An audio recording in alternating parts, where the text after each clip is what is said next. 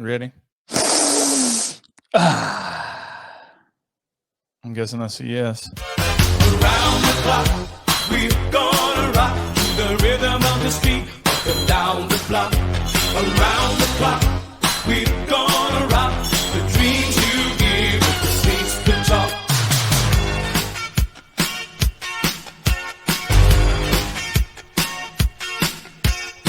Wanna be somebody, be a contender. Gotta reach for the sky. If you want it, fight for it, or kiss it goodbye. It's make it or break it. Try to survive. Don't ever say never. Keep your dream alive. Around the He's Blake. I'm Ronnie. All the good names are taken. Podcast, Agnat. Patreon requested review today, Blake. What do you think about all these Patreon requests? After having a Patreon for 5 years, 4 years, 3 years, whatever it's been, someone finally requests a review. Chris Fantazzi wanted us to review Commando with Arnold Schwarzenegger.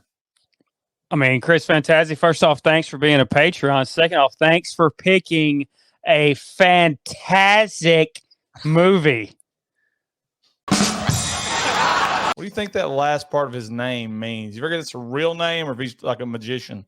It probably means big dick in American. Edit. I'm pretty sure he's American. I hope so. All right, Blake. So 1985's Commando. It's a movie I've seen countless times. I'm not even going to try to put a number on it. I mean, I own it on VHS. I own it on... You got this on VHS? Hold on. Yes. Hold on. I knew we had the DVD. I didn't know you had the VHS of this. That's fantastic. I hope you got the original cover box for it. You do got the cover box for it. Let's go. That's awesome. Man, just leave that on the table right there. Put it back there by the almanac for the video, Ronnie. This dude busts out with the VHS copy. We watched the VHS just for you, Chris. Look at that. Boom. That should be a part of the table. That should stay there as a part of the table. The only negative is it looks like a DVD. I can't tell it's a VHS. If you could have a VCR there with it sticking out, that'd be better.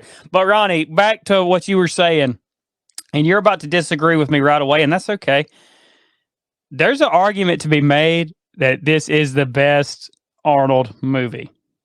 Why would I disagree with you about that? Because you're a huge T2 guy and you're a huge Last Action Hero guy, and I just, Commando. I've literally never seen Last Action Hero. I made it up, but this movie from start to finish is just nonstop action, one-liners. The only negative I have is no nudity, but there was a sex scene between him and Radon Chong, and they cut it out. There is nudity. What about when he throws Cook through the wall at the motel and they've got the sex scene going on in the bed? It's for some reason the chick is behind the guy. Yeah, the chick is behind the guy, and there's a camera on a tripod in the corner. This movie does have nudity, so mark that off of your list of negatives. Can you imagine? It's a race against time to save your daughter. And the writer, director, whatever, thought it was a good idea to have a sex scene between Arnold and Radon Chong. No, wait, that's real? That's real. They cut it out. Where were they? It didn't help with the flow of the movie. The only thing I could think of, Ronnie, is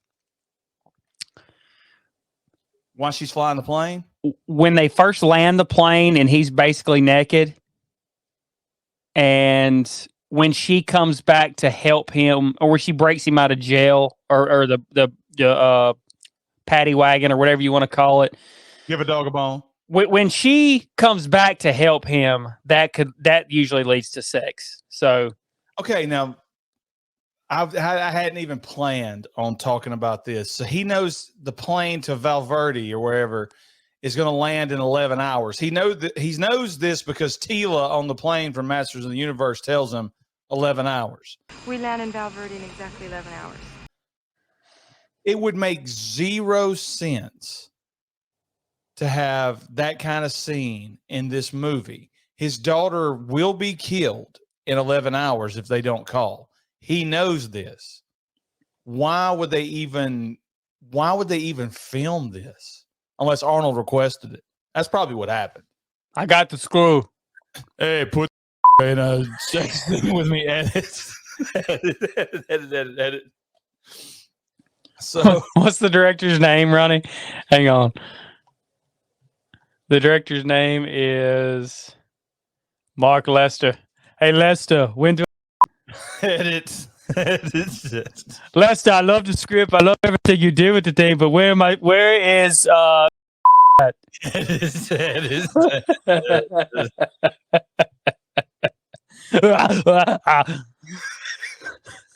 So we're introduced to everybody in this movie getting murderized. You've got you said his name's Bill Duke. Bill Dukes. What's his name? Yeah, Bill Duke. He's Mac from Predator, and he plays a nun in Sister Act 2. Wait, a nun? I've never seen it, Ronnie. I'm not going to pretend.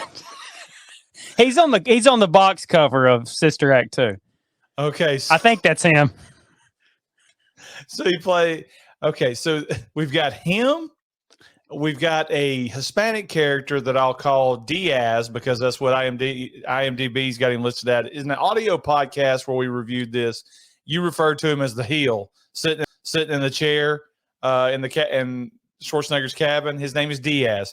So we're introduced to this guy waking up and he's running down there to try to catch the garbage guys, and they just blast him. Uzis galore. It was 1980s. It was the best. Handheld Uzis peppered him dead. The next person we're introduced to, real quick, don't you think that was kind of an elaborate plan to steal a garbage truck and back up to the house and just sit there hoping that they'll come out to take the trash? Like, what if he don't? What if they don't rush outside with the garbage, Ronnie? I mean, do they eventually go in there and smoke him? And if that's the case, why not just go in there to begin with to do that? What if he sent the wife out with the garbage? Garbage day. Garbage day. How many times had they made a circle in that cul-de-sac with that beeping noise, hoping it would wake him up in the bed? Because he woke up from a sleep with the wife going, hey, the garbage men are here. And he's like, this ain't the day. Runs out there and gets peppered. The next time we're in a used car lot, which I'm all for Bill Duke in this one. This guy's trying to sell Bill Duke a car, a Cadillac, and Bill Duke just runs over him and runs out of the car lot and gets onto the street and hightails it, and that guy's dead. And then we're introduced to the guy from Weird Science, Bennett, who has taken a job as what looks like a fisherman, Blake. I mean, Ronnie, if you would have told me that Bennett is, the road warrior or whatever he is in Weird Science, who shows up at the party and wrecks it, I don't believe that in 100 years. If the side-by-side picture that you're putting up right now, I don't see it. I can't see it. And it blew my mind when I read that these two are the same people. It's sort of like what Hugh Jackman does when he's not Wolverine. He gains weight and lets his hair grow out. Because Bennett is just as fat as me in this movie. But he gets blown up on the boat. And then that's your cold open. Because the next thing we see is Arnold Schwarzenegger walking through the woods, no shirt on, carrying a freaking log and an axe, Blake. Jacked to the gills, 1985, the best version of Arnold Schwarzenegger. Now, here's my question to you before we get back into the movie. Better body, Arnold Schwarzenegger Commando, Alyssa Milano. Arnold Schwarzenegger Predator. Commando. I'm going Commando all the way because this opening scene and the scene where he's wearing nothing but flippers or whatever you call them, and he gets on the beach and he's in his man panties and he starts, coloring all over himself while hooking the awesome vest up to him. I mean, this dude, this is peak Arnold for me as far as his physique goes, because he doesn't look like a bodybuilder. He looks amazing. That's also ridiculous too. You're talking about him putting a sex scene in this movie because he's racing against the clock. I love the way you put that. But also when he rolls up on the beach, and we later see him when he's attacking the island of bad guys. It took him at least 45 minutes to put all these black markings, painting himself up.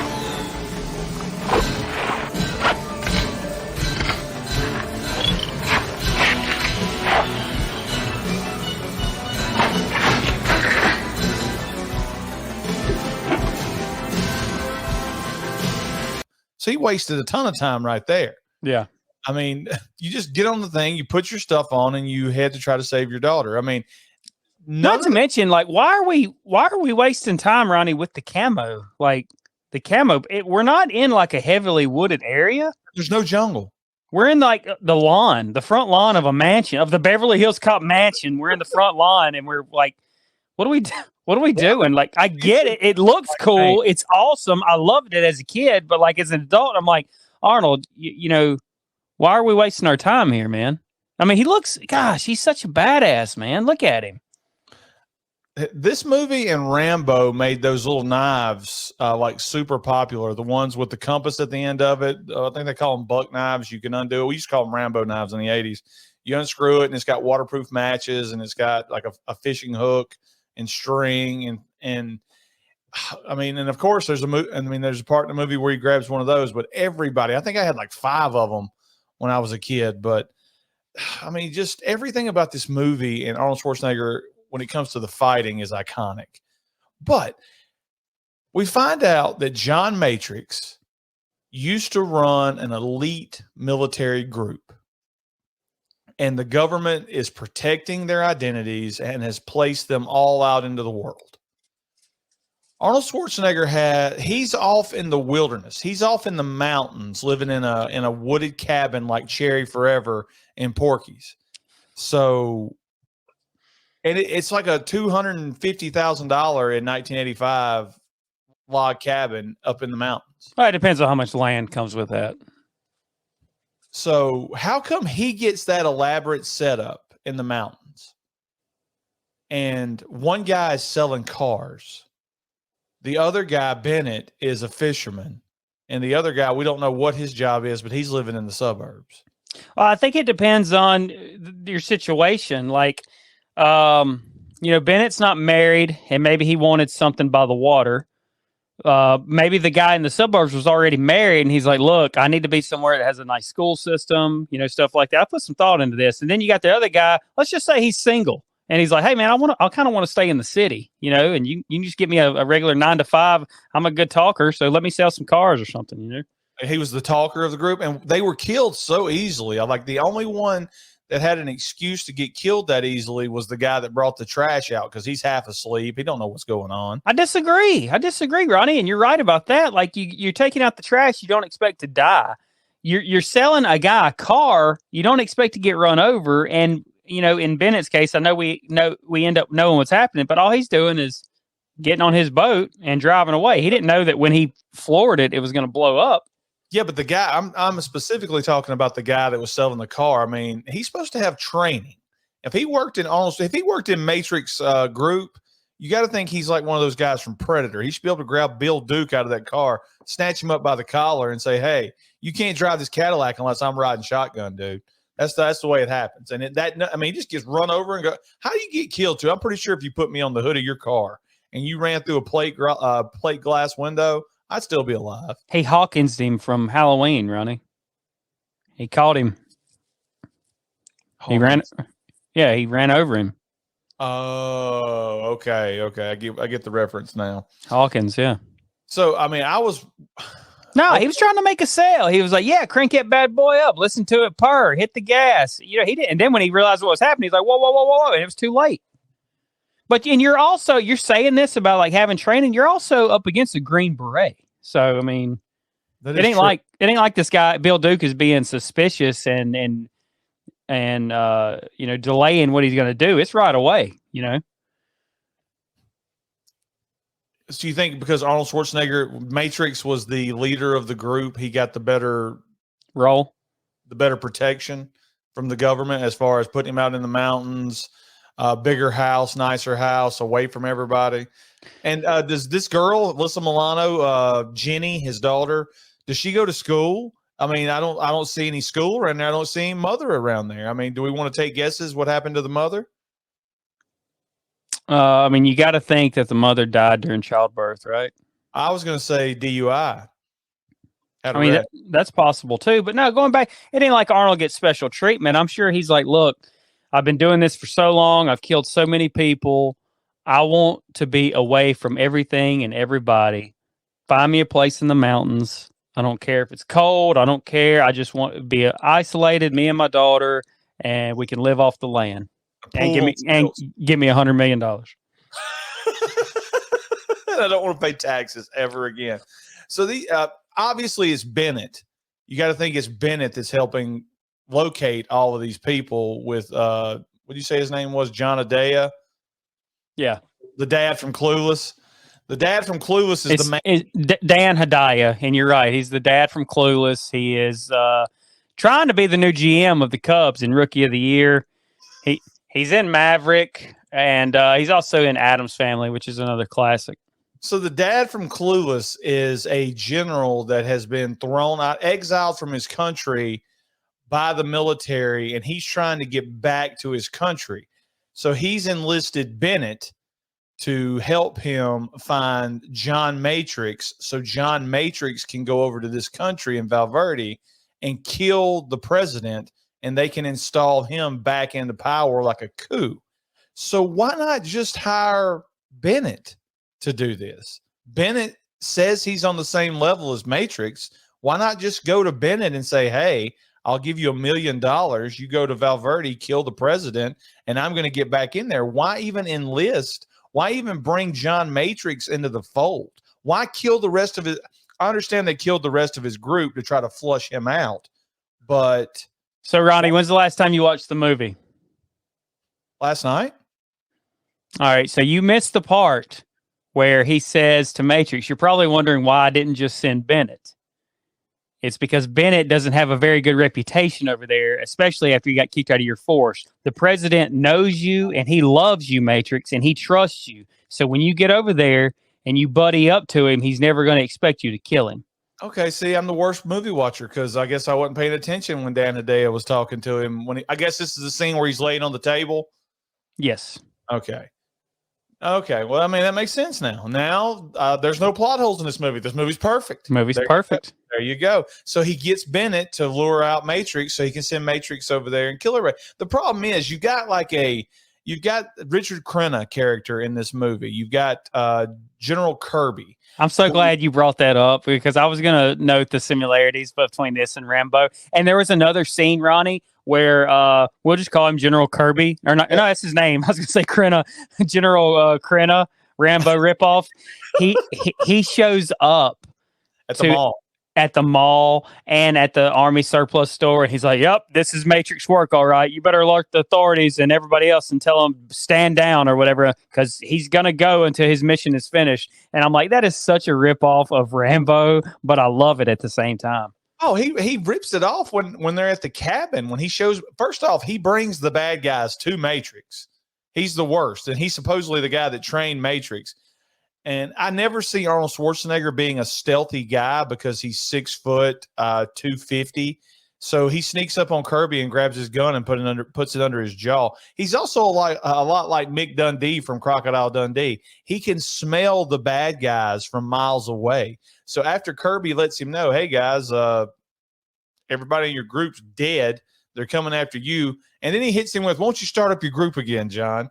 I mean, no, we're not starting my group up again. He's not even out of the air. He's not even out of eyesight yet. And he's diving out of the way. Kirby dropped off 2 Army guys to help protect. They're dead immediately. Are they any good?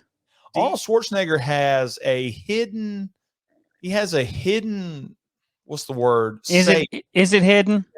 He has a hidden safe in his shack that's just got all the military weapons. For some reason, there's a screen door leading to the roof. I mean, go back and look at that. There's a screen door leading to the roof, and there's no balcony or second floor porch or whatever. Yeah, it's really odd because I rewound it. I was like, wait a minute, he just jumped on the roof and went up there. There's a screen door. And there's a door, and when he opens the door, a body falls out. So why did they position that body up against that door upstairs? I don't know. Just none of it really made sense to me. And why did this terrible soldier run? Why did he end up getting killed upstairs instead of downstairs? I guess he ran away. I mean, his one job was to protect Jenny. I think he thought that Matrix was calling him Jenny, and he said, Jenny, go to your room. And he ran upstairs. So this is going to be a different kind of action movie right away. And going back to John Crenna, when Kirby comes back to that cabin, that $500 million cabin in the woods, and they're loading up the dead bodies, he goes, well, if Kirby's still alive, not Kirby. He goes, if Matrix is still alive, you better get a whole bunch of body bags. So, it's like they took everything Crenna said in First Blood and they just said, hey, Kirby, make it your own, okay? Just sort of put it in your own words. Well, okay. I know you don't want to go scene by scene, but I'm not going to let you skip over one of my favorite parts is when Matrix does make it back into the upstairs room. That's what I was supposed to talk about. There is a heel sitting there waiting for him in a chair. And he's back. Then you got to cooperate. Right? Wrong. And he's like, where's my daughter? And it's going to be the classic scene where he goes, here's what I'm going to tell you you have to do, and you need to do all of this. He's holding like the heart that she made, because we didn't go over the fact that there's a lovey scene during the credits showing just how great a father John Matrix really is. But he's not sending this kid to school, so I don't understand what's going on. But anyway, go ahead. No, he's sitting there and he's like, we're gonna work. If we're gonna work together, this is how it's gonna be. And he looks out the window and he sees the SUV driving away with the car in front, so he knows they've kidnapped his daughter. He's like, we need you to do a job for us, and everything. She's gonna be all right if you do this. If you do this for us, right? And he goes, wrong, and shoots him in the head. And that Ronnie is when I realized this is not gonna be an ordinary action movie, because that never happens. No. Like it's always, hey, this is how it's going to work. You're going to do this. Okay. And then later it happens. He immediately kills him, immediately blows him away. Don't care what you have to say. Boom, you're dead. Wrong. And I love it. Now, I didn't really like the next part when he goes down to his Bronco or whatever it is. And all the cords have been ripped out. They didn't flatten the tires, but they ripped the cords out. That's good enough. And he puts it in neutral and pushes it down the mountain. And somehow he's able to catch up to him. I guess they're slowly going around down, and he's just going straight down. He's going straight. And they do the same scene like 4 or 5 times of Bill Duke going, he's coming right at us. He's out of control. He's coming down the mountain. The bad guys are going around the mountain, circular all the way down. And then eventually his car runs out in front of him. First off, he's not surviving that. He's not buckled in. That Bronco's going all over the place. He's got neck fractures. He's not feeling anything from the chest down when they drag him out of there. And even when he gets out, there's like 5 guys with machine guns, and immediately they don't want him dead, because they could have just killed him right there. Just killed him right there. Yeah. They let him just beat him up, and then boom, here is Bennett revealing that he's alive and shoots him with a tranq dart. Which, why not just shoot him with a tranq dart at the cabin? Well, I think they tried. I think the tranq dart was a backup plan. They thought the guy upstairs was going to be like, hey, man, we got your daughter. Come with me. Yeah, exactly. And, Ronnie, do you think that this whole Bennett reveal should have been way later? Yes, we should. Or would we have forgot about him? You see what I'm saying? I don't think... Look, here's the deal. The reveal is underwhelming. It's way too soon, because there wasn't a lot of information on Bennett. So we didn't even get a good look at him when he got on the boat. I mean, he's wearing like a beanie, and then he gets off the boat, and you get maybe like 30 seconds of screen time with him. This is after 2 other people had died, so we don't know if we're supposed to care about this character or remember this character. It'd be the same thing as if the guy that was selling cars would have been the reveal. I mean, I didn't know who this guy was. I just knew for some reason he's dressed in chainmail. He's dressed like somebody from the Middle Ages with like a chainmail shirt, That thing doesn't work because the pipe goes right through it at the end. So, I mean, why is he dressed like that? He looks like fat Freddie Mercury. What's looks going like on? Scott Steiner. He does look like Scott. He should have had the chainmail over the head too. Just go full Middle Ages. But I mean, yeah, you're right. It was underwhelming because I'm like, who's this guy? And then he shoots him. I mean, he lets us know Bennett, and he shoots him with the trank dart. It should have been Bill Duke that shot him with the trank dart, and then we get the Bennett reveal when Dan Hedaya, how you say his name, introduces himself when Matrix is strapped to a table. I agree 100%. I thought it was very weird to give us that swerve in the first 10 minutes of the movie. I think that should be revealed, at the halfway point or something like that. And also, yeah, you're right. Like, reveal it before he gets on the plane. That way Matrix knows I can't go on this mission because I know Bennett and I know how crazy he is, and I have to get off this plane right now. And plus, we've got to get the "Hey Bennett, I'll be back." I mean, he's got to get that in. I mean, this was the first movie past Terminator where he's dropping the "I'll be back" lines. And hey, hold it! I'll be back, Bennett. John, I'll be ready, John. And then Bennett's got the perfect retort. "I'll be waiting, John. I'll be waiting." Only in a rerun. That's the best one. That is the best response to an "I'll be back." And that's from Richard Dawson. Only in a rerun. Only in a rerun. So the guy from the Warriors and from the Crow, Sully, he's there and he's trash talking all 4'7" of himself as he's walking with him and that other big guy. That other big guy is going to escort Matrix on the plane. And Sully goes, "Yeah, have some drinks while you're down there. Have a few beers. That'll give us more time with your daughter." You're a funny guy, Sully. I like you. That's why I'm going to kill you last. Total lie, too. He totally lies. He kills him second. So they get on the plane. Like, Matrix is smart in the fact that he knows his daughter stands zero chance. There's no chance. It makes zero sense for me to have to go to Valverde, whatever it's called, to kill this guy, because as soon as they hear she's dead, they're killing my daughter. So I might as well jump off this plane. First off, he elbows that guy in the face and completely knocks him out, and then breaks his neck so easily. The whole interaction between those two.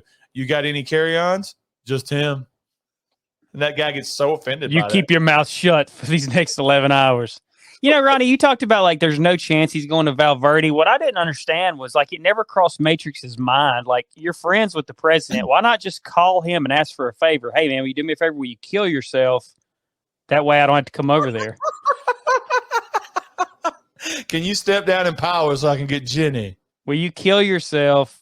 And that way they'll think I'm over there." And I mean, who knows? It's 50-50 shot, right? He's either going to say yes or no. You can go the more logical route and say, can you have your media announce that you've been assassinated? Well, there you go. Well, wait a minute. The plane hadn't even took off yet, and he's been assassinated. Matrix just called him and said, "I'll be there in 11 hours to kill you." So he just went ahead and killed himself and saved himself the worry of stressing out for 11 hours. That's what I would do. But Cher's dad from Clueless, he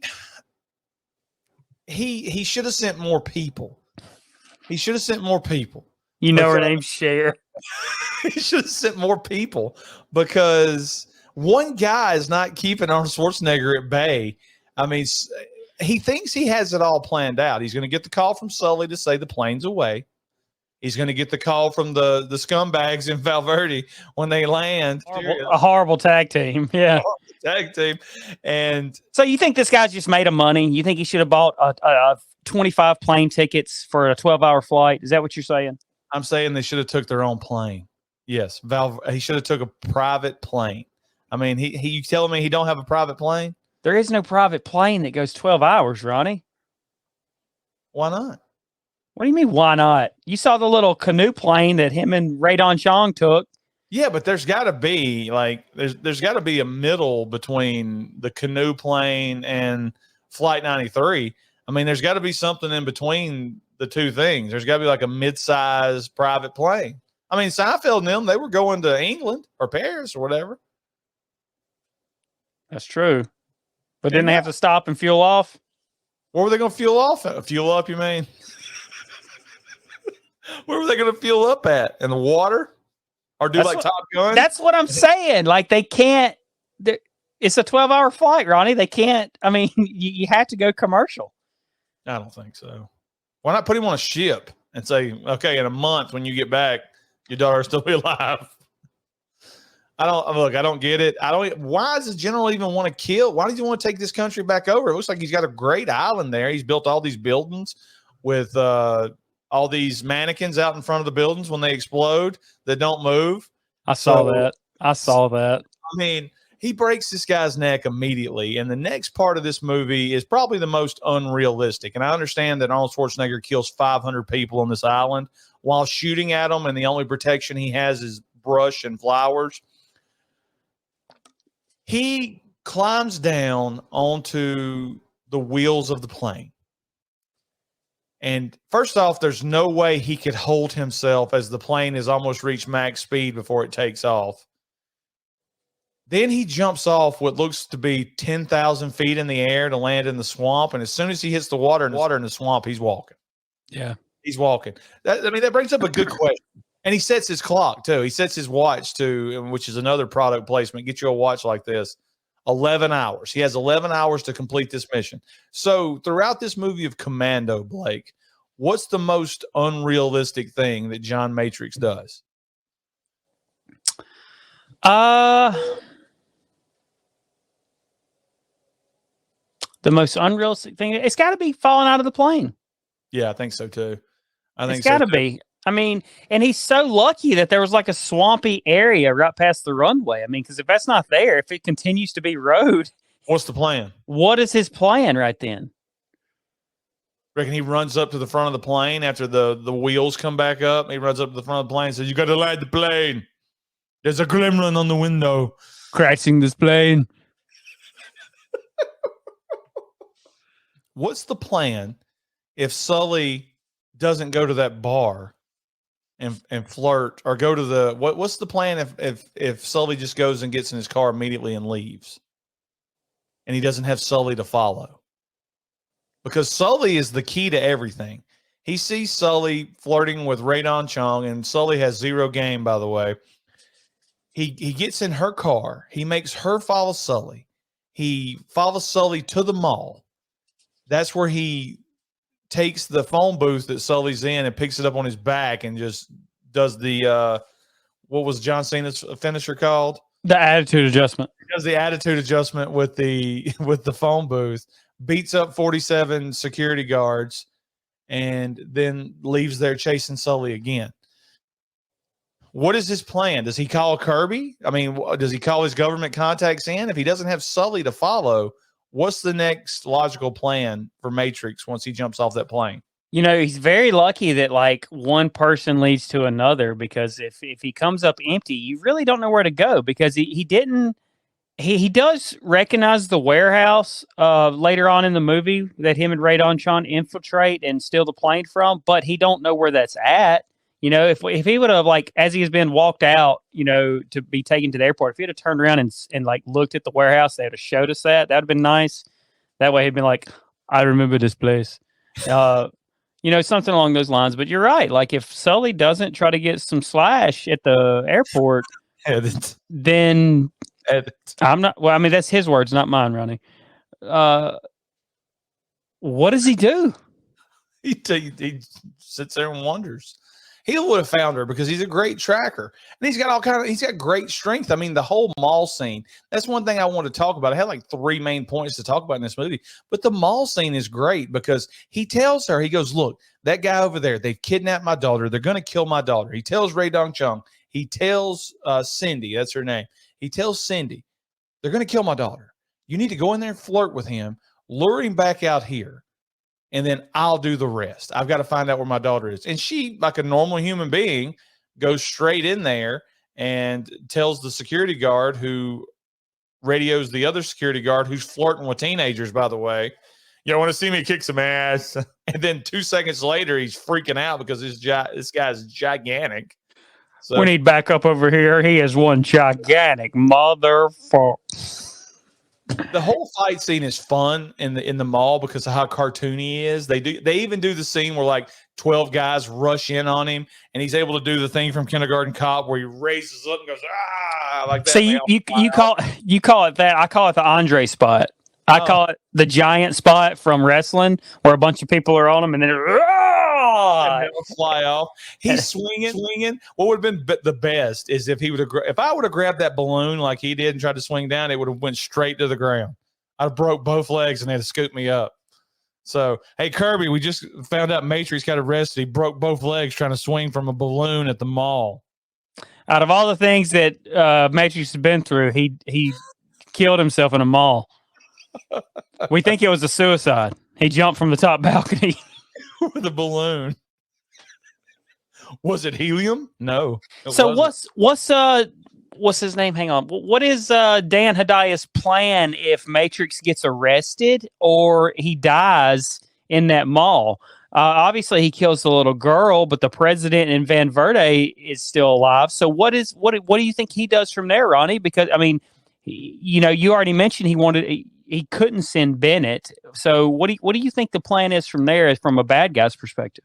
See, if I'm Cher's dad, if I'm Dan Hedaya, here's what I do. I've already got 7,000 men on an island then apparently the United States government doesn't know about. And they're training, okay? So I just load them up and we just go take back this country. We just do it like that. I mean, or either I dress up Bennett like a woman and sneak him into that country, and then he'd have to pretend to be a prostitute to kill the president. The president would have wanted a prostitute. Yes, and Bennett would have been that prostitute. And then when they get in bed together, done, and he's asleep, Bennett cuts his throat. Or Bennett falls in love. And says, calls back Cher's dad and says, I can't do it. I love him. I'm in too deep.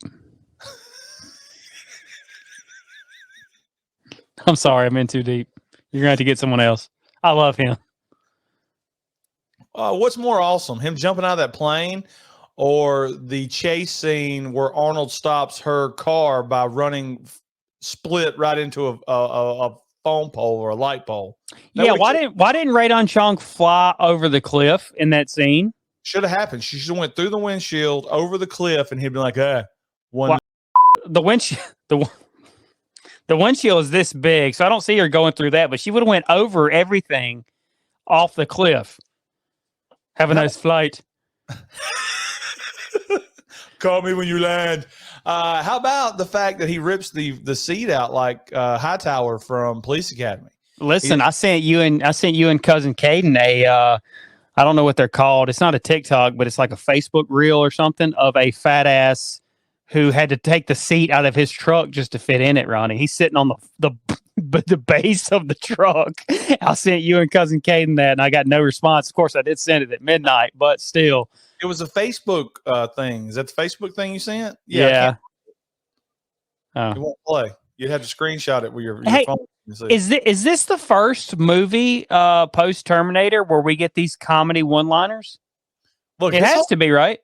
I was thinking about Raw Deal. He did Raw Deal, I believe, before this one. You may want to double check that on IMDb for me. Raw Deal. This is definitely Raw Deal was 86. Well, I read that they didn't want him to talk much, so we would have lost all of this. We would have lost all these comedic lines. These people back in the day, I understand why they didn't want him to talk in Hercules in New York. I guess I understand that. But it's the same reason they didn't want Dolph Lundgren to talk in He-Man. We're going to give you one chance to be able to do the lines. Otherwise, we're coming in. We're not your enemies. We're going to put somebody over you. We don't care what the hero sounds like. We don't. We watch Jackie Chan movies. We don't care what the hero sounds like. Maybe they didn't understand this in 1985. As long as we can understand what he's saying, we don't care what it sounds like. I watched Life Goes On. It had that kid Corky in it. So, I mean, this movie is the start of the one-liner craze in the 80s. This movie's all one-liners. I'm trying to think of, other than the conversation with Kirby and other than the conversation with Cindy, when did he ever not talking one-liners the whole movie. And maybe I just understood why they did that, because they were worried about his speech. But the one-liners in this movie, they work. They're great. They're wonderful. If he made a movie today, I'd want it to be just like this. I don't want to hear this dude do paragraphs. I don't want to hear him do Shakespeare. I want to hear him go, "You're a funny guy, Sully. I eat green berets for breakfast." You know, Ronnie, after watching this, it really bothers me. We discussed this during a previous review that I don't see the Paul brothers in this movie. And of course, I'm not talking about Logan and Jake. I'm talking about the real Paul brothers, the Barbarian brothers, Randy and Sansa. I don't understand Randy and David Rip. I don't understand why the Barbarian brothers were not in almost all of Arnold's movies. Maybe it was a weightlifter, a bodybuilder competition type thing where they didn't run in the same crowds. Like Arnold ran with Lou Ferrigno and Bull Hurley, and the Paul brothers ran with other people. Yeah, I mean, it's possible, but you know, it's just sad what we missed out on. Here's another thing. The Paul brothers the Barbarian brothers were friends with Mr. T because they're in DC Cab with Mr. T. How come Mr. T never got those guys hooked up with Hulk Hogan? Him and Hulk Hogan were friends. Hulk Hogan getting attacked by the Barbarian brothers on Saturday Night's Main Event back in 1986. Get out of here. So you're looking at it like that. I don't think that's where they would go. I think that would be Hulk Hogan. Hulk Hogan needed the Barbarian brothers at Survivor Series 87. Oh, that would be. He had the worst team.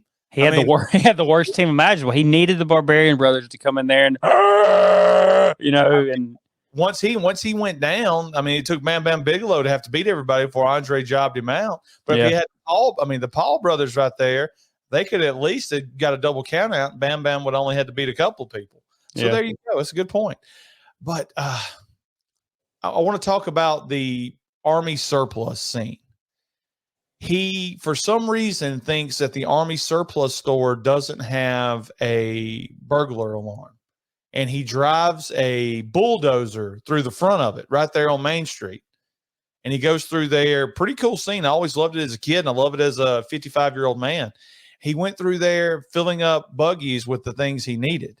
And then he finds a room in the back that has rocket launchers, grenades, machine guns. So my question is, because I tried to do some research, I tried to look, when were assault weapons banned in the United States? Never. When did it become illegal to sell assault weapons? Plasma rifle.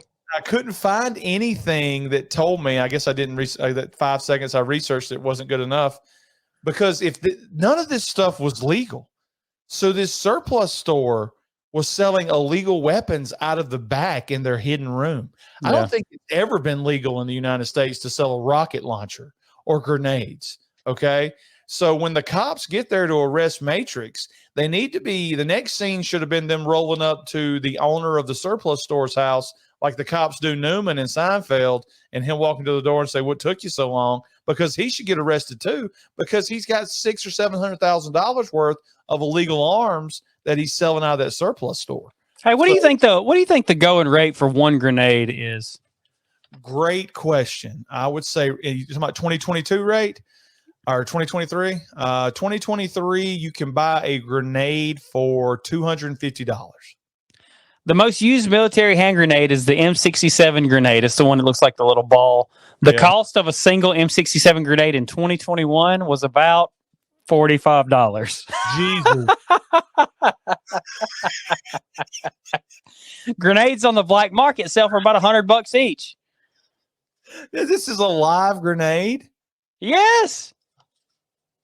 You can buy it for $40. So if I get mad at the Taco Bell because they didn't put enough lettuce on my taco, I can just open the door if I'm psychotic and roll one of those bad boys in there and blow it up. Double. He gets arrested at the surplus store, and Ray Dong Chung, she decides it's a good idea to use the rocket launcher and shoot the paddy wagon that he's in to set him free.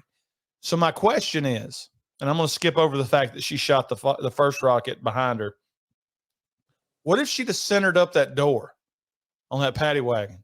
She centers up the door on the paddy wagon. It blows up the whole thing. Matrix is dead. Well, it still almost killed him. I think at this point, there's no turning back for her. It really doesn't make sense for her character that she just shot at cops. She doesn't want to be there. I'm having a bad day. You know, she's got some terrible lines like that. Tommy Chong's daughter. And then she does come back and she wants to help him. She believes him about his daughter. But it doesn't really make sense for her to fire a rocket at innocent cops. Like, these cops are innocent, regardless of the hero that's in the back of the he broke the law. He's going to jail. I mean, and he's telling the cops, contact General Kirby. He would tell you what's going on. Like, dude, we don't care what's going on. You can't destroy a business and steal 1 million weapons. Sit down and shut up. You got a great line. Kirby, huh? We brought him in last week. Yeah. So for her to perfectly shoot the wheel out from this paddy wagon, still almost kills him, by the way. Still almost kills him. But you're right. Like, if she misses the police van, it hits a daycare center, you know?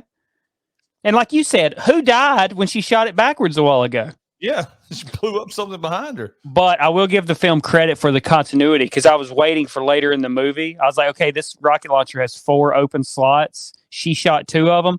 Matrix only uses 2 of them later on. So I was really, really satisfied with that. Yeah, if he had the other 2, the ending wouldn't have been quite as long. He would have wiped out everybody. So doesn't it feel like he wastes those, though?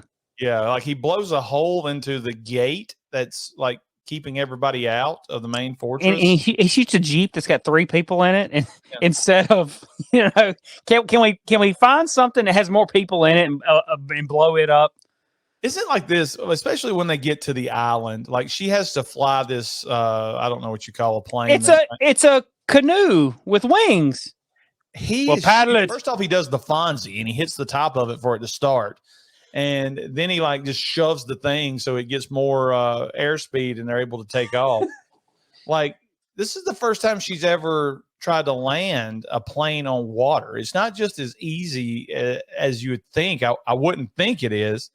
But when they land, it's like this is every guy's favorite movie once they land, because the woman is gone and it's him paddling to the beach where he spends 13 minutes of this time he doesn't have getting ready, boots, vest. It's amazing. Face painted. And he even does the pose for some reason. And then he walks up. He kills every single body on this island. It is chaos. He uses every awesome weapon that guys want to see. When he runs out of bullets because somebody throws a grenade at him like 2 feet from him, and instead of blowing them apart, what it does is it just shoots him in the air like a Looney Tunes character, and he lands, and he does like him and Sylvester Stallone. Every time they got wounded in a movie, it was always their ribs. They were like that right there. If you don't believe me, watch any of the Rambo movies or Tango and Cash. So he sneaks into what looks like it's the most awesome looking tool shed ever. Yeah. And they pepper it, and he jumps out and he's throwing saw blades. He's hitting a dude in the dick with an axe. It's amazing. He's cutting off arms. Oh, dude, he cut off the arm of the guy that was like trying to be like a bigwig with a Bennett. You see this knife? This is for little girls.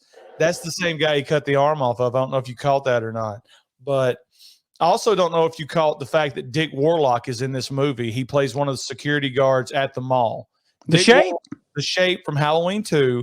He's the one that's about to shoot and kill in typical Shape fashion. He's fixing to take out the trash.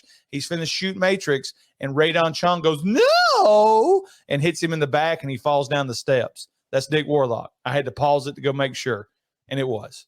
I didn't know that. Alyssa Milano has been in a room by herself, sort of like now in 2023 when nobody cares about her.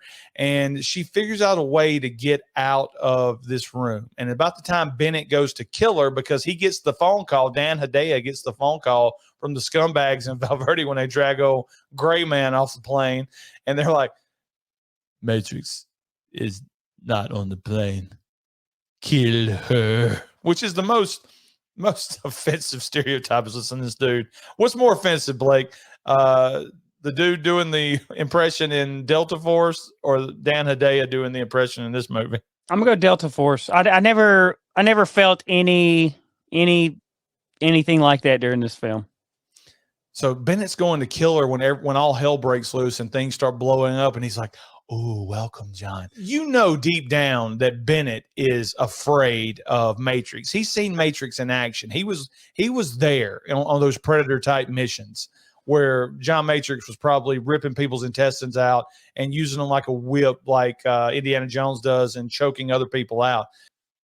He's chasing Alyssa Milano into what looks like a boiler room on an island, some kind of underground boiler sewer room type system. Maybe just to make excuses for this movie, it might be where everything's powered from. Like they get there. That's what I was going to go with. This is the basement of the mansion, and maybe this mansion is, running off like some kind of generator gas power system, some kind of solar situation. So I don't know. Dan Hedaya, he tries to kill Matrix. He thinks he can do it after his 700 soldiers couldn't, and all Matrix does is shoot him with the shotgun 72 times before he blows him out the window. I like watching these deaths over and over to see these stuntmen try to tuck it at the very last second to land so they'd be okay. So it's Matrix versus Bennett, which is sort of like Arnold Schwarzenegger in his prime versus me. The only thing that could make it worse is Bennett would have took his shirt off. They're punching back and forth, one-liners. First off, Bennett doesn't do the smart thing. He's got a knife to Arnold Schwarzenegger's daughter's neck, and Arnold Schwarzenegger's like, "Come on, Bennett, let's party." And he's like pointing a gun at Matrix, and he's like, "I can take you. I can take you." And so it gets really weird toward the end for the character arc of Bennett. It's like he tells, Medea, whatever the bad guy's name is, he tells him, he's like, all your men are weak. It doesn't matter how many you got. They're all pansies trying to act tough. And Matrix is going to kill every one of them. And he's like, I know what it is. You're scared of Matrix. He's like, you're right. I am, because I'm smart. And now he's in the basement, and it's like he's disappointed. No, I'm not going to say he's disappointed. Now they're in the basement, and it's like he's freaking out that Matrix has made it this far, and he's having a psychotic breakdown because he knows there's no way he could defeat Matrix. But he also lets Matrix talk him into dropping the weapon. I guess this is a military just mindset. Hey, military tactic is, let's go hand to hand. Let's see if you can beat me hand to hand. And it works, Bennett's the idiot. They grab the cover of that furnace or whatever it is. And these are both real men because they just rip it off the hinges. That thing was like 1,000 degrees and it didn't even burn their hands. These guys are old and leathered. It's great. I bet they don't even taste anything when they eat. They're so leathered up human beings. No, he definitely tastes. He wanted to know what was in that sandwich earlier. She tells him you don't want to know. What does that even mean? In it. No, come on. It's for Patreon. That can stay. They're feeding that deer, and all I pop my wife whenever they're feeding that deer because I went, "Oh, look, a dog." She just busted out laughing. Honey, Jenny, come here and pet this giraffe with the small neck. Baby giraffe, Jenny. Look at the little pellets of his butthole. Edit. So Bennett gets beat up and he's about to shoot him with a Uzi and says he's going to shoot him between the balls. And Arnold Schwarzenegger throws a pipe through his chest and with maybe the best line of the movie, "Let off some steam, Bennett." Let off some steam, Bennett. And then they hit the music, and Kirby comes rolling up like Kirby does. 5 minutes late. Radon Chong is there, and Kirby comes up and goes, "You leave any for us? Just bodies." That was a great line. And we get this awkward 120-second stare. Kirby watching Matrix walk away. And then Matrix gives one last look back and says, "Not a chance." Well, Kirby is like throwing some common sense at John Matrix at the end. He goes, "John, I really want you to start up a unit again." No, I'm done. This was the last time. And he walks off. And he's got those big combat boots walking in the water, which is nuts. And Kirby goes, until the next time. Until the next time. No chance. And like he turns around and goes, no chance. What do you mean, no chance? It's an awesome end of the movie, but Kirby's telling you, you've made enemies all over the world, John. It could be anybody coming after you. And now that they know where your $800 million mansion is up in the mountains, they're going to be coming time and time again. What's to stop the guy from trying to shoot you in the head from 2 miles away? I mean, it's crazy. So this is my one critique of this movie, Ronnie, is he shouldn't have turned around and said, not a chance. He should have said, it should have ended with Kirby saying, until the next time. And then Matrix is walking into the plane with his new wife and daughter. And my wife now. Because my mind immediately goes, sequel. Yes. When Kirby says, until the next time, freaking sequel. Let's go.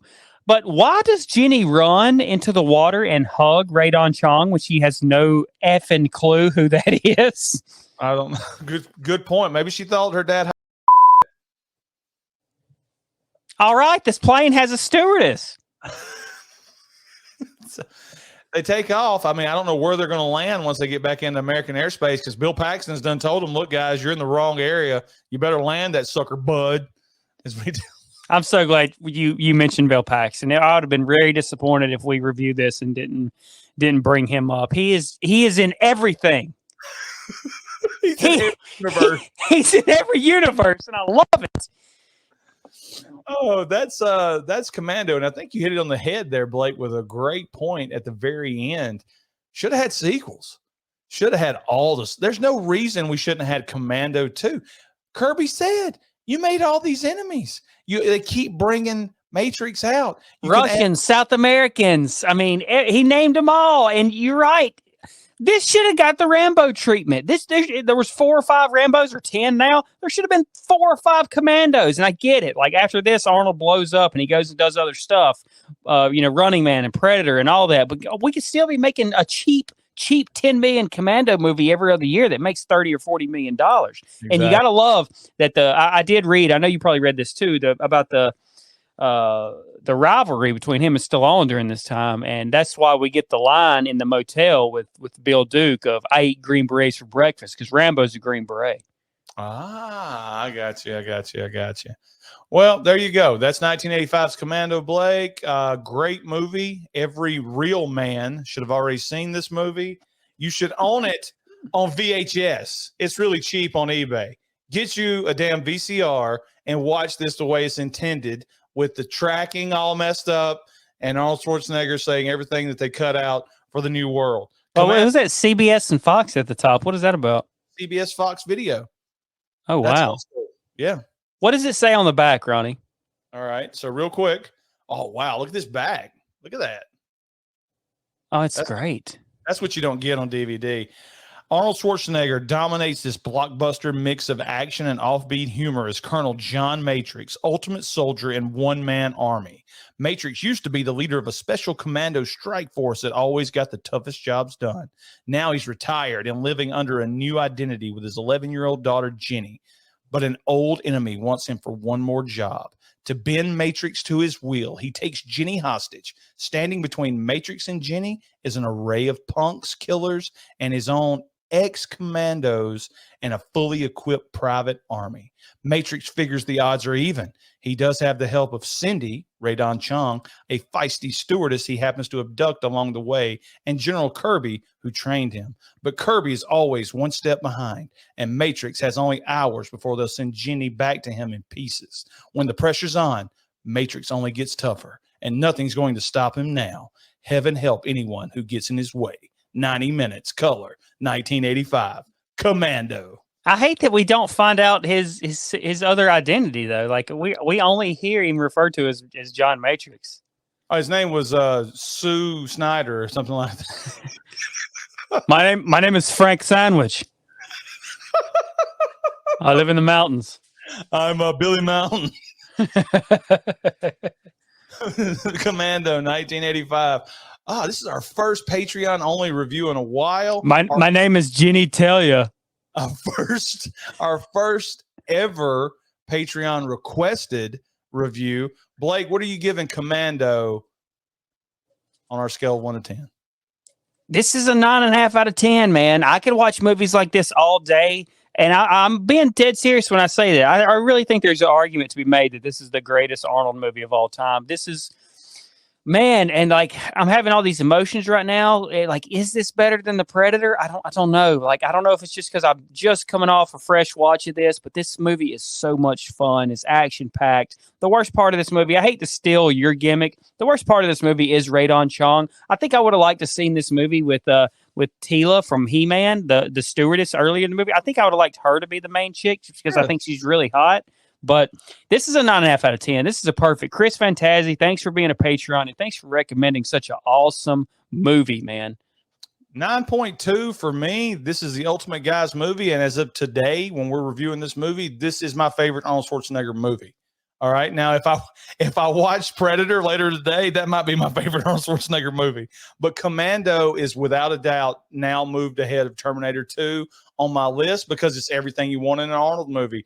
Jacked, one-liners, killing everybody, using the muscles. It's great. And like Blake said, Chris, thank you for being a Patreon. Thanks for actually using your perk. Thanks for using your perk to recommend a movie. And we look forward to anybody else that has joined our Patreon. Review a movie. The worst we can say is, no, we're not reviewing it. No. But eventually, we always say yes to something. So, guys, keep reviewing or keep recommending movies you want to hear us talk about. And for Blake, I'm Ronnie. And we'll see you guys later. Should we hit the button, or is that like a little too less personal if we hit the button, Blake? Or should we hit the button? What do you think? Button for Chris Fantazi, no button for the Patreon guys? I really think the gimmick is every video gets the button ending now. If we're going to establish that button as in this new logo, then we have to button it every single time. So if we had a one-liner for the button, what would it be in 1985? Oh, gosh, you put me on the spot. Look at that button.